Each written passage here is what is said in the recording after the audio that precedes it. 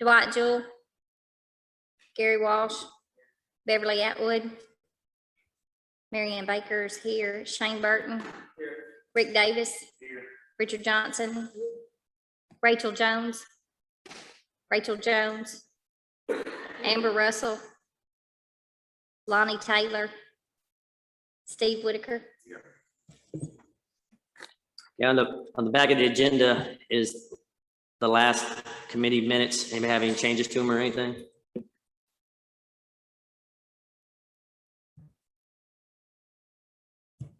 If not, we'll entertain a motion to approve them.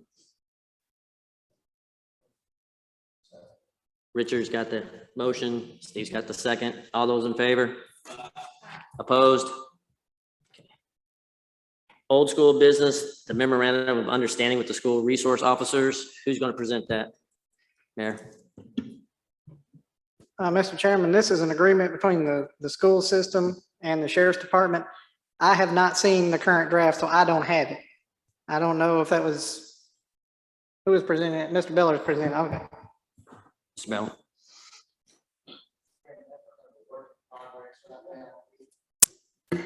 Mr. Chairman, that's a work in progress right now. We had started on a very comprehensive one last year. We're still working on that. That council for the schools is out of Memphis, and so we exchange back and forth. We'll have a version of that hopefully sooner than later.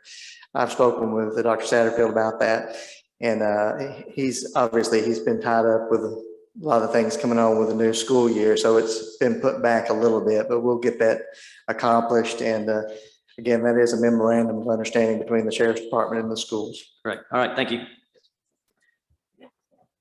New business, Mayor.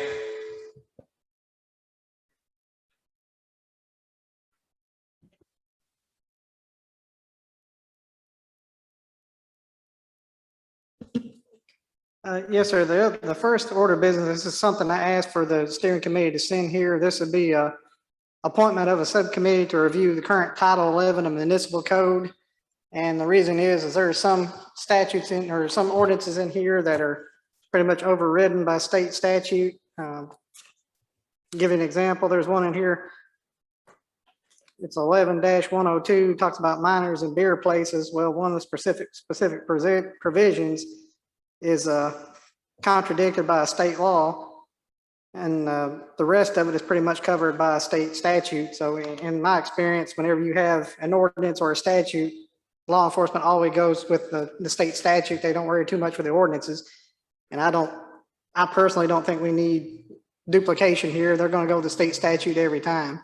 But I'd spoken to Mr. Beller about it, and his suggestion was us appoint a subcommittee. And if I'm correct, it'd be myself, you, Sheriff Russell, and a member of the committee. Okay. Is there anybody want to volunteer to be a part of that committee? When they going to meet? We don't have a meeting set right now. I was waiting to get the full membership and then send it out and try to schedule a meeting after that. Are they going to be during the day or in the evening? Most likely be whatever time's best for everyone. Because that would limit who would want to join. Like for myself, I wouldn't get home till like 5 or so. I would prefer to do it in the meeting. I think myself and the sheriff could probably do the evening, and it just depend on the day of the week for Mr. Beller. And so we can be pretty much up, depend on whatever the committee member needs. Okay. Any volunteers? I'll throw my name in the hat then. Go ahead. Mayor, you got another spot for Chief Cothran in there? Do you have another spot for Chief Cothran in there? See, now he probably had a lot to do with those being written. Mhm. Well, if you want to have a fifth member, certainly you can do that. It's you appointing the committee, subcommittee, not me. Problem with that? I think he'd help you out a lot. You want to make a motion to that effect? Yeah, I'd like to make a motion that Chief Cothran be included in this subcommittee, please. Do I have a second? Beverly, second. All those in favor? Aye. Opposed? Motion carries. Criminal Justice Center proposal. We got the results of the jail needs assessment. This was performed by Jim Hart. He's the jail consultant for the University of Tennessee's Technical Assistance Service. I believe I emailed those out to everyone If not, I do have 4 printed copies. I don't have enough for everyone, but I do have 4 printed copies if anyone needs that. I believe probably Mr. Johnson needs that. Mr. Whitaker probably does as well. So if you give me just a moment, I'll hand these out. Mr. Davis, did you get a copy of that as well, or do you need a printed copy?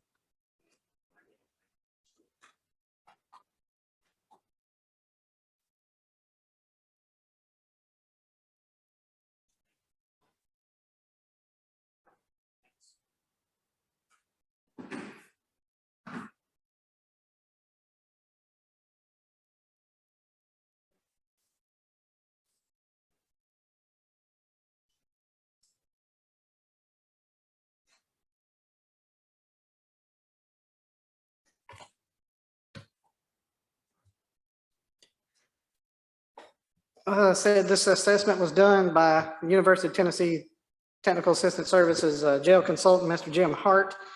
Had several recommendations in there. One of the things that got the most discussion at the steering committee was the size of the potential, or the size of the number of beds needed, sorry. And at that, our County Corrections Partnership Committee, that's what we appointed to work with the Tennessee Corrections Institute under their County Corrections Partnership Program. That included Judge Kane, Judge Linville, District Attorney Jason Lawson, Public Defender Josh Scruggs, the Jail Administrator, Thomas Harper from the Planning Commission, and I think there's a couple more that escape me right now. But in all their discussions, they asked us to seriously consider doing a criminal justice center, not just a jail. And the reason is because right now the setup we got right now, if you transport them over, we don't have enough places to house them while they're waiting to go in. Currently right now, they're bringing them across an unsecured parking lot. That's created issues several times with TDOC inmates coming in. They're having to keep them outside in the parking lot in the van, and that's created problems. They've had instances where they've had 4 courts going on at the same time for only 2 courtrooms. And so if you do a criminal justice center, you would build court facilities in that new facility, along with county clerk's offices dedicated specifically to criminal court. And that would be built on, attached to your jail, so they would never leave the secured facility. That is something that they asked us to seriously consider. That's not really included in this jails needs assessment. It was mainly focused on beds. The criminal justice center is more to the preference of the stakeholders in the county. As I said, one of the main points of discussion was the size that was recommended in this jail needs assessment. That was 105 beds. That was based on population projections, which were obtained from the University of Tennessee's Board Center for Economic and Business Research. They estimated a 2041 population of 12,531. And there was a difference in between what they estimated our 2020 population versus what the Division of Property Assessments at the State Comptroller's Office estimated, which was 11,419. So there was a 208 person difference there. Mr. Hart compensated for that. So he did compensate for that when he was doing the incarceration rate. And he came up looking at our current population of our males and females. He came up with 105 beds, and give me just a moment. He projected total bed estimated space requirements for male population to be 89 in 2041, and it'll be 12 for the female population. Our current facility, when it was renovated in 1990s, did not include any female beds, so currently they're using male beds for female beds. And he came up with a total bed estimated space required of 101. Now, there are some things he says need to be taken into account. They consider a jail at full capacity when you hit 85% of your capacity, and that's because once you hit 85%, you lose the ability to separate inmates based on their risk assessments that were done. There's some inmates you can't house with each other, versus whether they personally have a beef or they are in gangs or whatever the problem may be, or they may also have mental health or other health issues that you can't house them in certain spaces. And there's also taken into account what he calls a peaking factor. Sometimes you have a spike in your population, whether it's you have a rash of probation violations, or maybe you have a coordinated arrest, whether it's a drug net that went out and you arrested a group of people. He said, if you go above, if you don't build in that capacity over your 85%, you're going to have problems classifying inmates and maintaining security at the facility. And that's why he suggested doing a facility of 105 beds. And those beds are going to be separated out due to varying things. There's one dormitory of 10 beds. He's suggesting that could be exterior work details. This would go into a program, the sheriff and and I've also spoken to Judge Kane, Judge Linville, and both the district attorney's office and the public defender's office, and everyone is very supportive of looking at a work release program that's been done in other communities. One I know most about is Gibson County. They have a program where they take inmates out to a manufacturer and they work. They get paid for the time they work. They go out half a day, they work, and they come back and they do, whether it's drug counseling or high set classes or anything like that. They take their money and it helps pay for their incarceration costs, but also anything above that will go to pay off their fines, fees, any back child support. If they need to get a driver's license, they help them get their driver's license.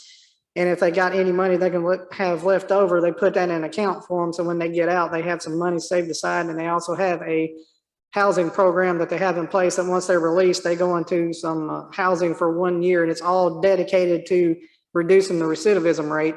And in Gibson County, they've seen their recidivism rate from the program participants go from 80% down to 6%. So they've seen a drastic decrease in their jail population, and it's also decreased their jail expenditures. So that was something that everybody that's the stakeholders in the criminal justice system were very supportive of. And I know Governor Lee's task force has recommended looking at some of those, and I think we'll see more.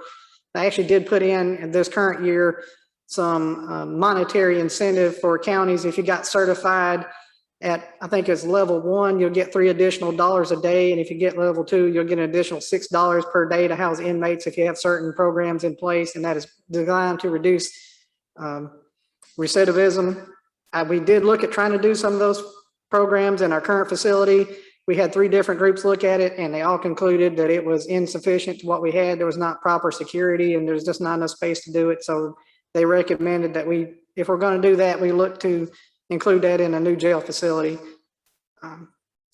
That also would allow them, the 105 beds, the 89 male would allow them to separate out people into 2-person cells, or one pod of 25 beds would be medium security, and they're recommending one pod of 6 would be medium or low security. And then also you've got a housing for medical or special needs.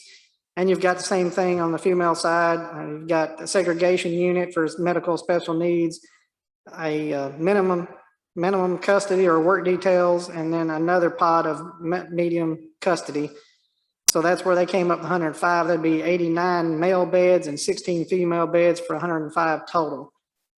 That's just kind of a real quick highlight. If there's any other questions, we can go back and answer specific questions on specific parts of the analysis, but that seemed to be the most topic of discussion at the steering committee. So basically, it's just in a nutshell, a jail and the criminal justice center in one. Yes, sir. It'd be a jail, court facilities, attorney, client visitation rooms, possibly a probation office. I would seriously recommend looking at a probation office. And then criminal court clerk facilities to maintain records and whatnot. That was a lacking in our current facility. They don't have enough room for the records. They're actually still stored here in the county clerk and trustee's office here at the courthouse. And that was something they recommended as well. And the current one, what's going to happen to it? What are we going to do with that building? It will be used for civil court. So your circuit civil will be there, chancery court, and your juvenile court will all stay in that facility. Just be your criminal court will be in a separate facility. And that's how Lebanon currently operates. Right. They have one facility. It's a criminal justice built on their sheriff's department. And then you go down the street a little bit and they've purchased and renovated a church complex, and that's where they have all their civil courts. Right. Anybody got any other questions? Seeing none, anybody have any other new business? Any public comments? Seeing none, I entertain a motion. Well, I will bring up one thing. There was something I took to the steering committee and they did not send it here, but the next step, when speaking to Mr. Hart, the next step in the process is we need to issue a request for qualifications for an engineering firm, because a lot of questions they had was how big is this facility going to be and how much it's going to cost. Until you hire an engineering firm to help you design it or look at what your needs are going to be, we don't know what the costs are gonna be. And they did say, they do recommend that you overbuild it at first. They've had one county in particular, they mentioned that they built the jail to a certain size, and now they're a few years down the road and they gotta expand it. Well, they didn't take that into account when they built their storage closets and other evidence storage and their kitchen. They didn't take it into account. If they need expanded in the future, you gotta expand those as well. So that's caused a lot of problems there. So they recommend if you go this route, whatever you do, have a kitchen full the size. If you go if you say you build to 80 instead of 105 at first, if you want to expand in the future, make sure you have a kitchen facility to do the 105 beds and other storage facilities and everything Right. that would be required for that full 105. Anything else, Mayor? Oh, Shane? Mayor, what'd you come up with a female population? The beds is 16. That's what they're recommending. And that's good until through when? 2041. Okay, I had 11 females in that little jail that I have down there right now for a solid week. So in the next 20 years, I can only possibly add maybe 5 more females. Sorry. Based on their population projections, and give me just a moment. I'll go back to the correct page in the handout that was given out. Be table 15 on page 20.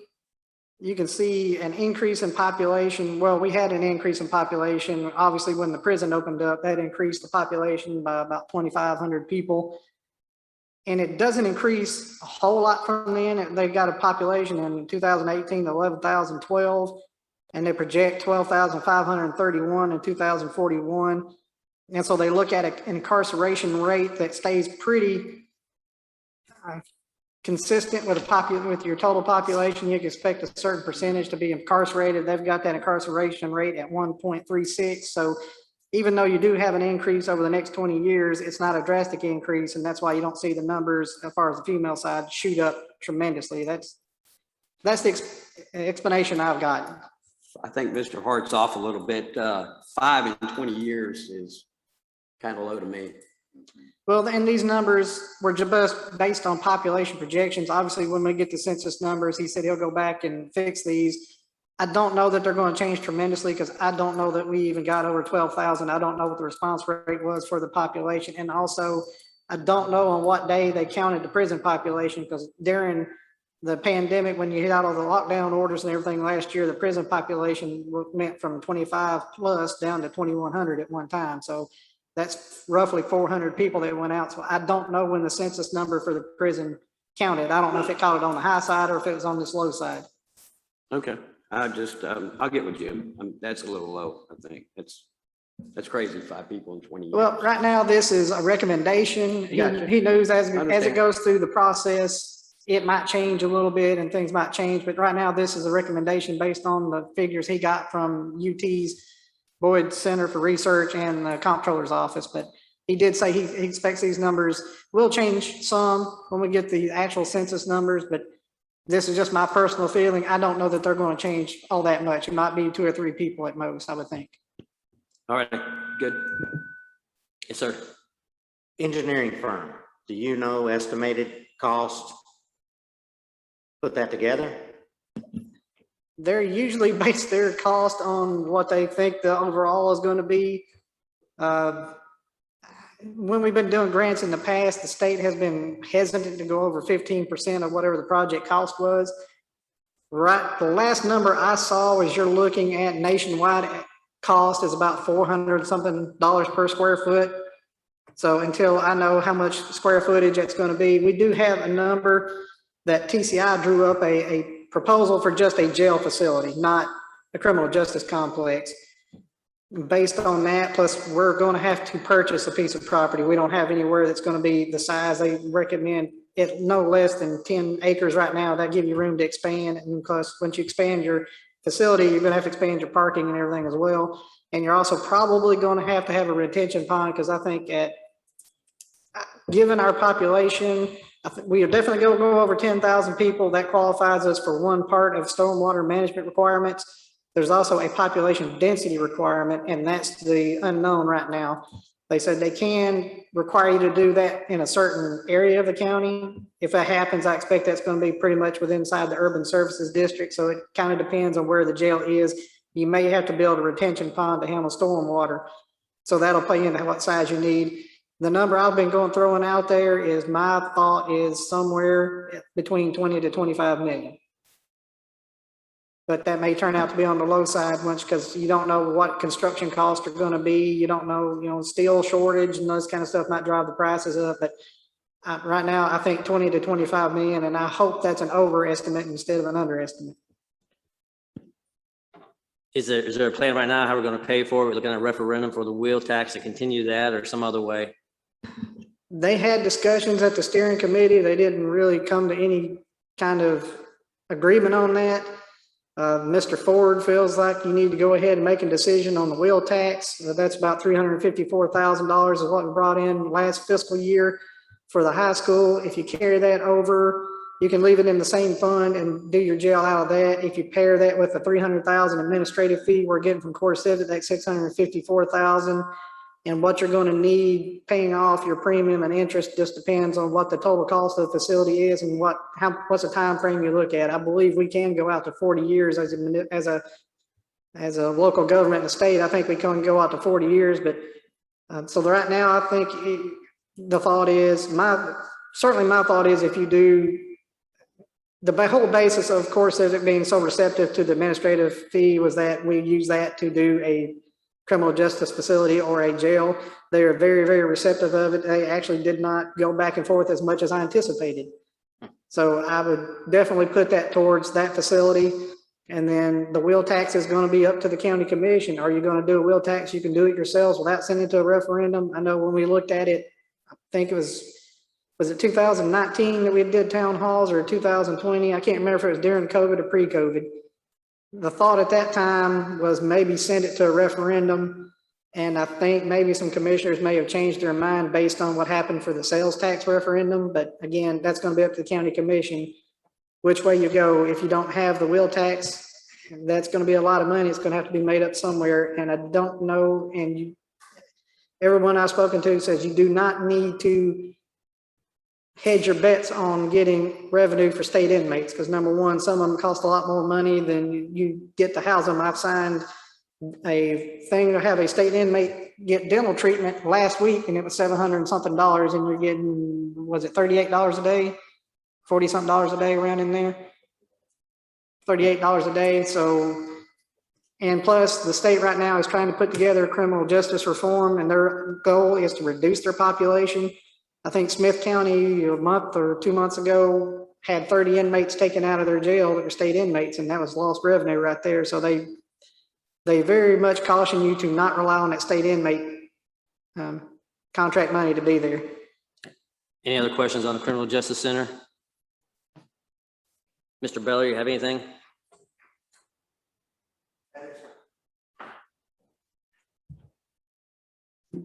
That is correct, what the mayor said. I have personal knowledge of that they actually had come and removed several of the state inmates. So that point that he brought up was extremely important, that these are state inmates and they really didn't have a cause or reason. They just did it. Of course, you have to rebuild that back up over time, but that's not a revenue source that I would say lock yourself in and calculate as a static figure going forward. All right, okay, thank you. Committee members, anything else? Yeah, I got something for Mr. Bell. Do you not think that with the court systems opening back up, that the state inmates are going to start going to state prisons again, to where they won't mess with the county jails? There's so many things going on right now with the General Assembly, particularly when you're dealing with alternative sentencing. You know, jail has been this typical thought process, but there's a lot of movement in the General Assembly with new legislation that may change that a little bit.